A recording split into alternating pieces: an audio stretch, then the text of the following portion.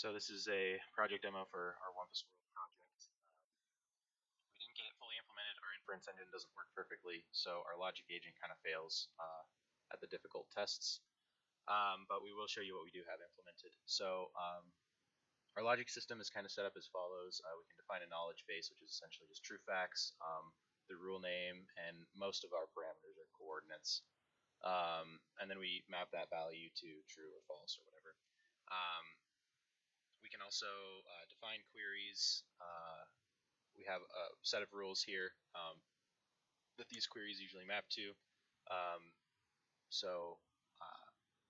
This query is essentially asking if the first parameter and the second parameter are equal, and then this exclamation point at the end is the inverter. So this is essentially asking if these two are not equal, and that's how we do that.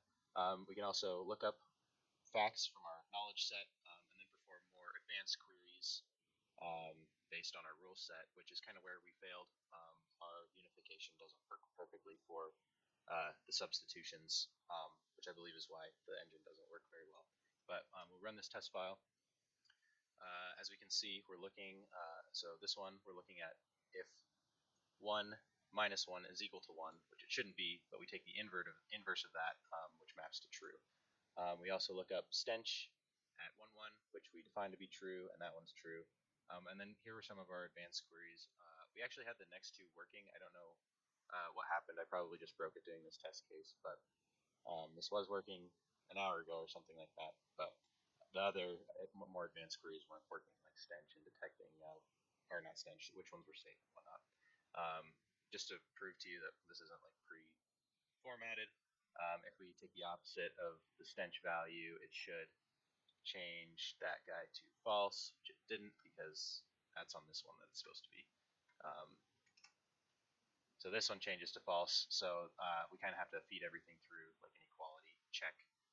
But say we are looking at the stench at 1, 0, which I don't believe was set up, that one is false, so that's how we get false values. If we don't declare something, it assumes it to be false. So now we're just going to demo kind of our agent working. So we generate a map to start off with. Here's where our player is. Oh, they actually spawned really close to the goal on this one. We'll see if they can find it. So this is essentially what our player knows. So this doesn't have all of the, like, if there's a breeze or anything, but we have the player knows it's here. It doesn't know how big the grid is, but that kind of builds dynamically, so we might get to see a little bit of that, but we're going to just keep going. If you decided to turn down, oh, and I'm missing some things. So the stars are where he's visited the last couple of moves, so he turned down and then moved forward a couple, and now he is turning left, and he just turned right again because our logic is not working perfectly. Let's see what happens when he runs into things, because I believe the gold is right here. I'll just get him to move around a little bit. He looks like he's kind of stuck, probably because there's obstacles around. Okay, move forward. We're one step closer. And we're back to getting stuck in the obstacles.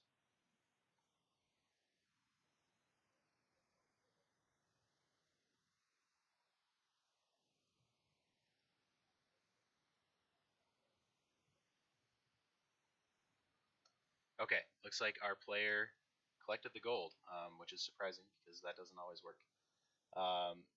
So this was the move right before. He was looking at the gold from here, and this was the corner that we were getting stuck at because we kept bumping into this wall and then the wall down here. But he collected the gold by going into from this space to this space, which is where the gold was, and essentially he's moving around. Not 100% fed by logic because some of the things don't work, like detecting whether or not a space is perfectly safe. So we can maybe just run this again and see what happens. Let's look at our map. Okay, so he's probably going to fall in a pit in this one because he's surrounded by pits or wumpus. This one's like a drastic difference from the last one. So we'll just look at this. And yep, so he realized he fell into a pit after moving forward a couple of times. It'd be cool if we actually got him to explore the whole state space, but that's not as far as we got. So there's our demo.